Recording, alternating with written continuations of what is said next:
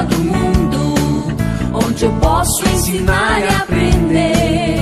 A palavra da sabedoria é a nossa EBD. Deus é o nosso diretor, o Espírito Santo nosso professor. A Bíblia é a cartilha que ensina o caminho, a verdade e a vida. Deus é o nosso diretor, o Espírito Santo nosso professor. A Bíblia é a cartilha que ensina o caminho, a verdade e a vida. Olá, turma teens da nossa escola dominical.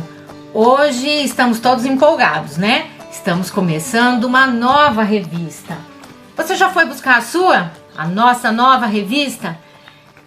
Jesus, o Salvador. Se você não foi buscar a sua, entre em contato com a direção, porque tem uma revista separada para você, tá bom? Lição número 1. Chegou o Salvador. Vamos ver o nosso texto base que está lá em Lucas, capítulo 2, versículos de 1 a 20. Naqueles dias foi publicado um decreto de César Augusto, convocando toda a população do império para recensear-se. O primeiro recenseamento, foi feito quando Quirino era governador da Síria. Todos iam alistar-se, cada um à sua própria cidade. José também subiu da Galileia, da cidade de Nazaré, para a Judéia, a cidade de Davi, chamada Belém, por ser ele da casa e família de Davi, a fim de alistar-se com Maria, sua esposa, que estava grávida. Estando eles ali, aconteceu completarem-se-lhes os dias, e ela, Maria, deu à luz o filho primogênito, enfaixou-o e o deixou numa manjedoura, porque não havia lugar para eles na hospedaria. Havia naquela mesma região pastores que viviam nos campos e guardavam o seu rebanho durante as vigílias da noite. E um anjo do Senhor desceu aonde eles estavam, e a glória do Senhor brilhou ao redor deles, e ficaram tomados de grande temor. O anjo, porém, lhes disse: Não temais, eis que vos trago boa nova de grande alegria, que os será dado para todo o povo. É que hoje vos nasceu, na cidade de Davi, o Salvador, que é Cristo, o Senhor. E isto vos servirá de sinal. Encontrareis uma criança envolta em faixas e deitada em manjedoura. E subitamente apareceu com o anjo uma multidão da milícia celestial, louvando a Deus e dizendo: Glória a Deus nas alturas, e paz na terra entre os homens a quem ele quer bem. E ausentando-se deles os anjos para o céu, diziam os pastores uns para os outros: Vamos até Belém e vejamos os acontecimentos que o Senhor nos deu a conhecer. Foram apressadamente e acharam Maria e José e a criança deitada na manjedoura. E vendo-o, divulgaram o que lhes tinha sido dito a respeito desse menino. Todos os que ouviram se admiraram das coisas referidas pelos pastores. Maria, porém, guardava todas estas palavras, meditando-as no coração. Voltaram então os pastores, glorificando e louvando a Deus por tudo que tinham ouvido e visto, como lhes fora anunciado. Essa história é bem conhecida. Se você frequenta a igreja desde pequenininho, ou se já frequenta há algum tempo, eu tenho certeza que você já ouviu essa história, não é? Mas assim, claro, é a história do Natal. E por falar nisso, quando a gente menos esperar, o Natal já vai chegar também, já tá chegando. Mas você pode estar pensando: ah, mas isso aí não tem novidade nenhuma, essa lição aí, ó, já sei, não tem nem graça. Olha, você tá enganado. A Bíblia realmente não muda. As histórias que estão na Bíblia são sempre as mesmas. Mas o que muda é o nosso jeito de pensar. Toda vez que a gente estuda alguma lição, ou estuda a palavra de Deus, ou lê a Bíblia e fica pensando sobre o assunto, estuda mais, vai procurar outras fontes, ou mesmo só a Bíblia. A gente lê um lugar, daí procura outro lugar e vai estudando e vai meditando sobre os assuntos da Bíblia. O Espírito Santo de Deus vai nos revelando coisas diferentes cada vez que a gente lê. Então, vamos ver o que essa lição reserva para nós hoje. Vamos orar?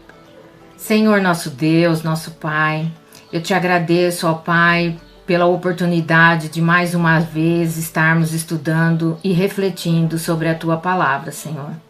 Obrigado, Senhor, porque o Senhor nos ama tanto que nos mandou o Seu Filho Jesus para nos salvar. Nós não somos merecedores, Senhor, da Tua misericórdia, mas o Senhor é tão bom que nos deu a salvação, nos deu o Salvador de graça, por pura graça e misericórdia, Senhor.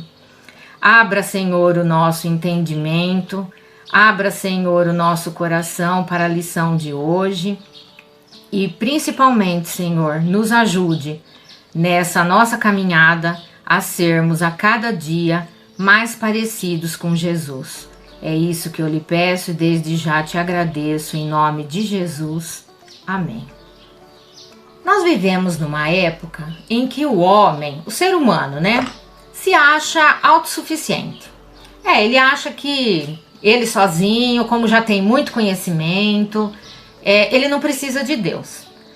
Os cientistas, por exemplo, estão a cada dia descobrindo coisas novas. Claro, eles trabalham bastante, eles pesquisam bastante.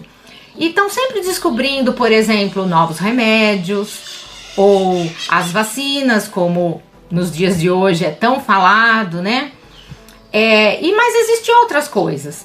Como o homem chegou na Lua, ele acha que ele conquistou o mundo inteiro e que ninguém mais segura ele e ele não precisa de mais nada. Ele é autossuficiente. Ele estuda, tem o conhecimento e basta. Na área da tecnologia também está muito avançado. Quando se imaginou, há 100 anos atrás, que uma pessoa ia conversar com a outra com tanta facilidade através de um simples telefone e viajar? Rapidinho você chega aos Estados Unidos, à China, à Inglaterra. Você vai de avião, você vai de carro para lugares mais perto, mas mesmo assim, você vai chegar super rápido. Muito diferente da época da nossa história em que eles caminhavam. E nessa caminhada, demoravam-se dias para chegar. Imagine se fosse aqui conosco, na cidade que nós estamos, aqui em Jaú, se a gente tivesse que ir para São Paulo. Quanto tempo será que a gente ia ficar caminhando? A gente ia cansar? Ia ter que fazer quantas paradas? Ia ter que levar alimento? Carregar água? Uma bagagem sempre tem que levar, Por menos dias que a gente vai ficar num determinado lugar. Mas imagine como ia ser muito mais difícil se você tivesse que sair de uma cidade para ir para outra caminhando. Bom, naquela época da história que a gente leu, realmente era assim. E os tempos mudaram muito. Hoje nós temos muito mais conforto. Com tanto conforto, com tanto conhecimento, eu vou fazer algumas perguntas pessoais para você.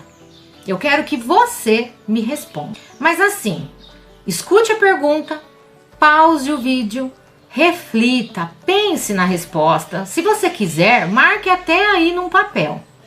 E no final da nossa lição, você vai verificar se a sua resposta mudou ou se a sua resposta vai permanecer a mesma.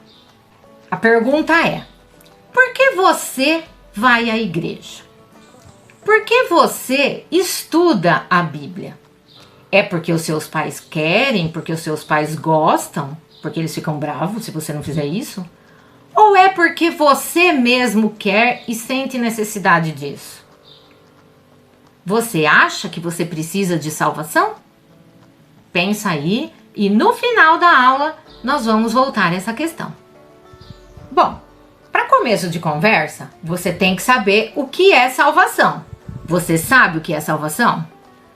Bom, vamos pensar a seguinte situação. Uma pessoa começa a se sentir mal, ela pode estar com falta de ar, uma dor no peito, ela começa a ficar ofegante, ela não consegue respirar, enfim, ela está tendo, por exemplo, um ataque cardíaco, um infarto. Você acha que essa pessoa precisa de ajuda? Se ninguém ajudar, o que vai acontecer com ela?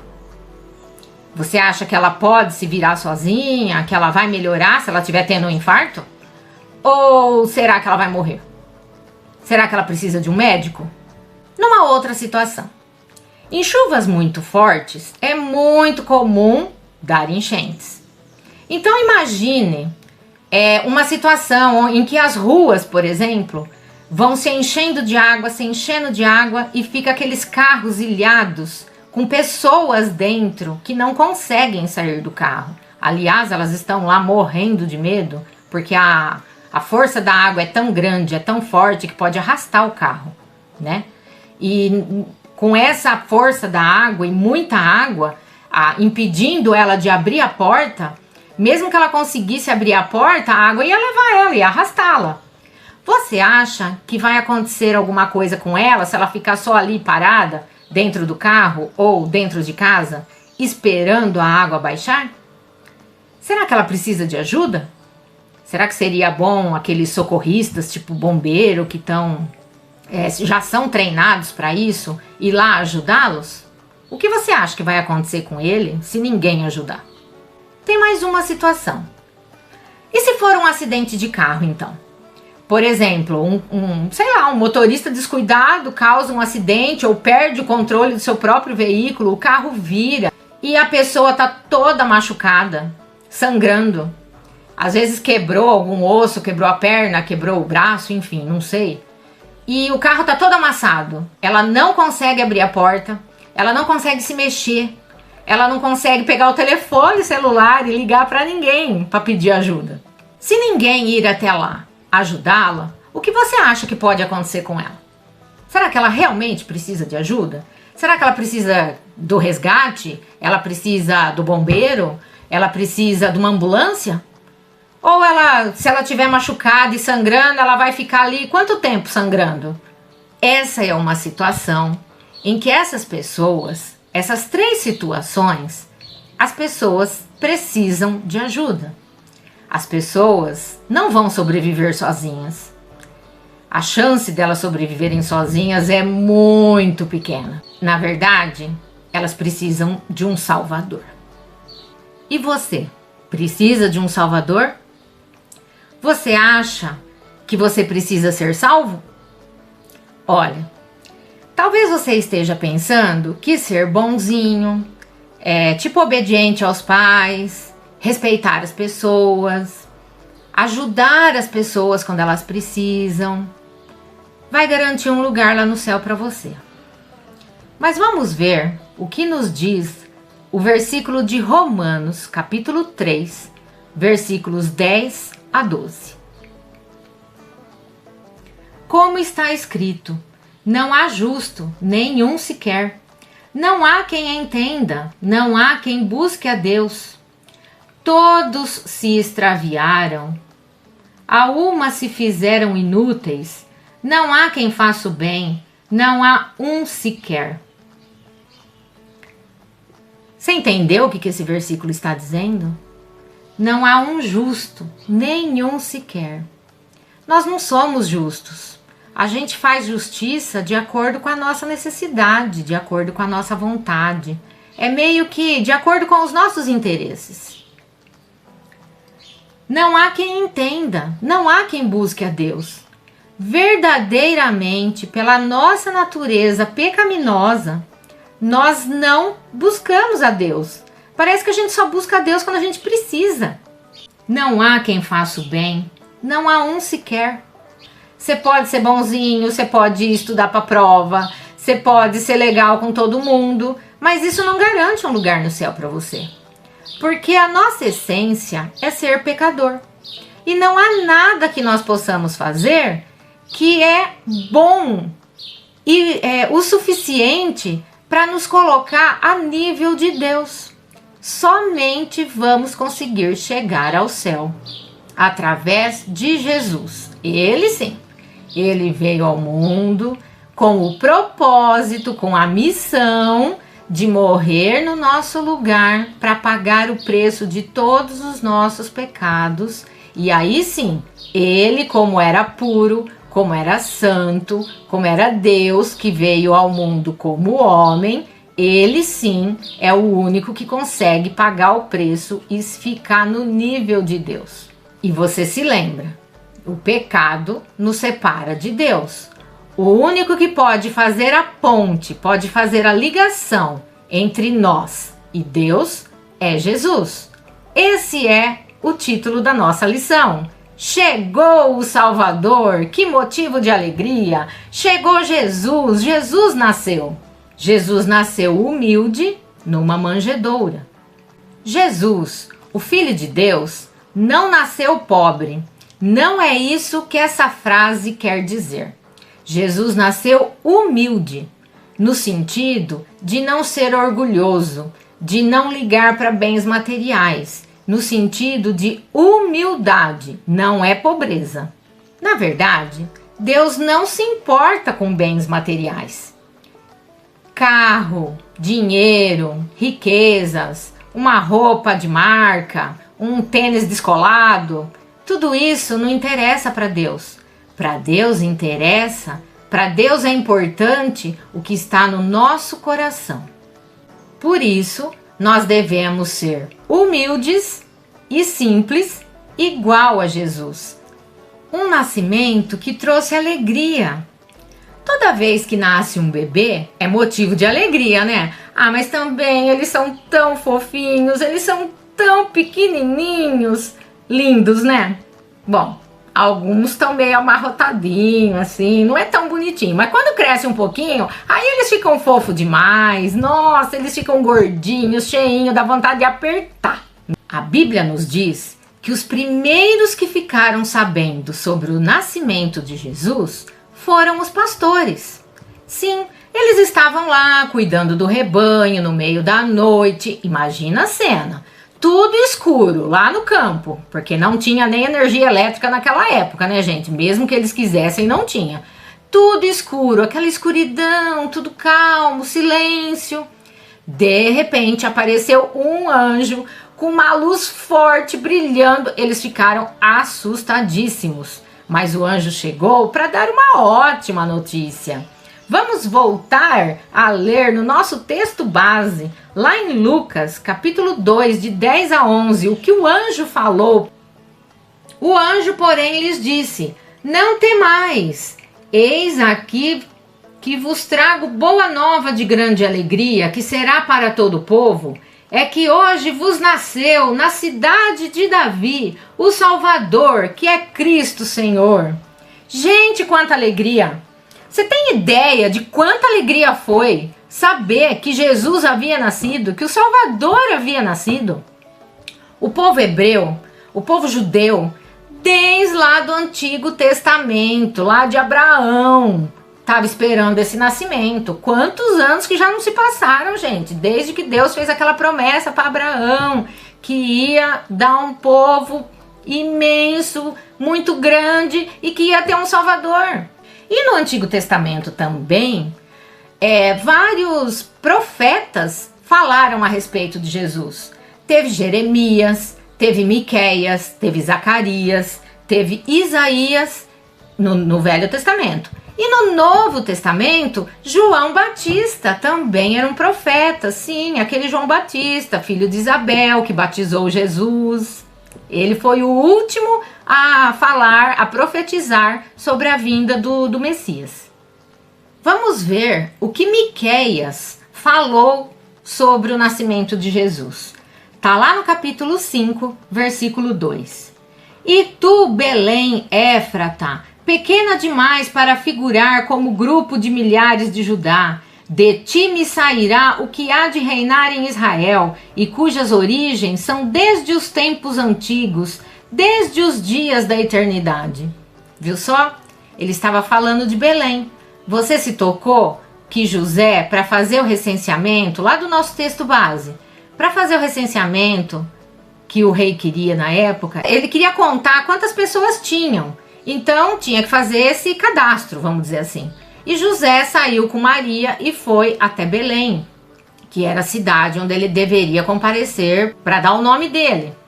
E aí Jesus acabou nascendo lá, não foi isso que a gente leu? Pois é, Jesus nasceu em Belém. E Miqueias, há muitos anos antes, já falou que ia ser em Belém, percebeu? Vamos ver também o que diz em Zacarias, capítulo 9, versículo 9. Alegra-te muito, ó filha de Sião, exulta, ó filha de Jerusalém. Eis aí te vem o teu rei, justo e salvador, humilde, montado em jumento, num jumentinho, cria de jumenta. A gente sempre tem a ideia de que José, indo para Belém, estava Maria em cima de um jumento, em cima de um burrinho, porque ela estava grávida. Tava difícil para ela caminhar naquela época, né? Para e pensa, gente. A viagem foi longa. E Zacarias, lá atrás no Antigo Testamento, já falou sobre isso. Quando ele diz: alegra-te, filha de Sião, filha de Jerusalém, é a cidade de Belém que ele está dizendo. E aí ele termina: o teu rei, justo, salvador, humilde, montado no jumento, está chegando. Que coisa maravilhosa, não? Se você está já com a sua revista, é o versículo que está em destaque na nossa lição. Isaías, capítulo 9, versículo 6. Porque um menino vos nasceu, um filho se nos deu, o governo está sobre os seus ombros, e o seu nome será maravilhoso, conselheiro, Deus forte, Pai da eternidade, príncipe da paz. Isaías também falou sobre Jesus. Isaías também profetizou a nossa grande alegria. Sim, é por isso que estamos felizes até hoje, porque Jesus já nasceu, Jesus já nos trouxe a salvação. Recapitulando, a nossa lição hoje nos ensinou sobre o nascimento de Jesus. Não é nenhuma novidade, a gente já sabe que Jesus nasceu, veio ao mundo para nos salvar. E isso é motivo de grande alegria. Mas essa lição nos ensina que Jesus, sendo rei, sendo filho de Deus, se fez homem, se humilhou, foi humilde, simples, sem luxo, para nos dar a salvação. Ele não buscou riqueza, ele busca o seu coração, simples e humilde. Vamos repetir a pergunta do começo da nossa lição? Você sabe dizer para mim agora por que é que você vai à igreja? Por que é que você estuda a Bíblia? Você acha que precisa de um Salvador? E uma pergunta para você pensar muito a respeito. O que você tem feito para ser parecido com Jesus? Pense nisso. Ore, estude a Bíblia, medite e peça ao Espírito Santo que abra o seu entendimento. Boa semana a todos vocês. Deus abençoe a sua vida e a da sua família. Tchau!